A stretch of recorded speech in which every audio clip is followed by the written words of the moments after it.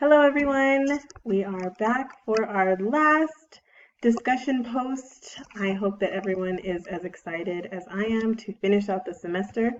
Sorry for posting this a day late, but my life is about as crazy as my hair right now, so I apologize for that. Um, and I also apologize for looking at my notes a little bit. Michelle Fine's video was very interesting and I loved it. I had actually watched it last year in my research methods class, I want to say, and I just love everything that she talks about and the points that she brings up, specifically the part about like innovators, they come and they go, and she said that, sometimes people have interest in the field of education and the change that it'll make. People are aware of the problems. People know about the achievement gap, even if they don't know what the name for it is. Everyone knows what that is. And I definitely think that her video was able to bring some good points up that sometimes people know about what's happening, but they don't really help the situation. Or they will for a little bit and then they lose interest. So one of the first questions that I wanted to ask was, how do you think that, well, maybe I should just read it from my paper so I don't mess it up. But what does it take to get other people, other than people that are outside of the field of education, to care and maintain interest in something like teacher action research and change within the educational system? I think that this is really important, and that was brought up by her, is just other people are interested in the problems, but not enough to do anything about it. So I actually really enjoyed that. I also enjoyed how she described social problems and social injustices and how they are not the cause, but the outcome. They can be viewed in that way. And that kind of related to the research that we did. Specifically, we spoke about teacher performance, student performance, the achievement gap, and socioeconomic status. And oftentimes different things, such as she mentioned, like the words merit and lack, those are brought up a lot. And they're used almost as a crutch and more as a cause. Oh, well, this student's not succeeding because they don't have the resources, because they live in poverty. They're not supposed to succeed.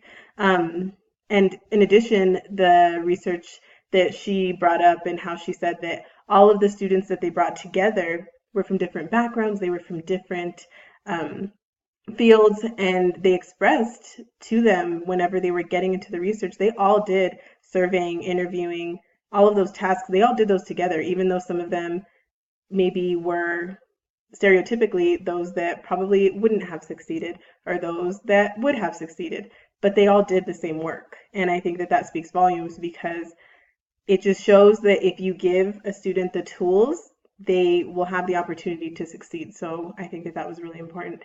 My second question was, okay, so the student that Anthony, I believe was his name, that did the spoken word piece about special education and stuff like that, that really touched me, because in a way that you would view special ed is usually the picture that a lot of people have is a more negative picture, not a positive picture. And you wouldn't even know, especially by the articulate way that he wrote his poem, that he had troubles even writing it. And he probably didn't, because he was labeled that way, and that's just how everybody else labeled him. So the next question that I had was, let me look off my paper. What are your views on labels, such as the label of special education, and how would you have an alternative idea to categorize students, such as students that may fall under that special ed platform or any other platform that has a negative connotation for a negative label? Do you have other ideas of how that can be managed, that can be helped? How do you think that it would help for students like that? Do you have any other ideas of how to categorize students without labeling them? It's almost like, how do you do that? How do you categorize a student without labeling them? But do we need to do that? Sorry, I asked like 4 questions in there, but there's I'll have both of them listed if you could see them at the bottom, the actual 2 specific questions. Anything else? I also really enjoyed the topic of having people that are privileged live with people that, or live as people that were poor, and kind of get to see both sides. I think that it builds a huge cognizance of what's going on around people. And people can say, oh, that's hard, or it's hard to live this way, or it's easy to live this way, but you never really know until you've been there yourself personally. So I enjoyed that as well.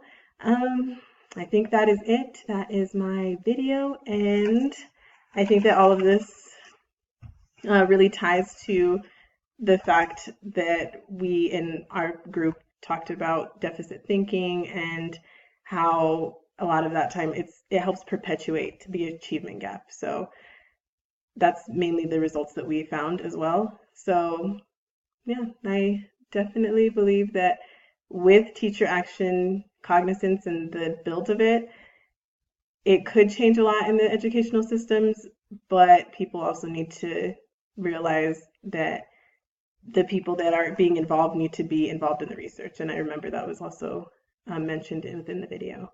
And I'm sorry for going so over, but I guess it was the last discussion. So thank you, everyone, and I hope that you're having a great end of the semester.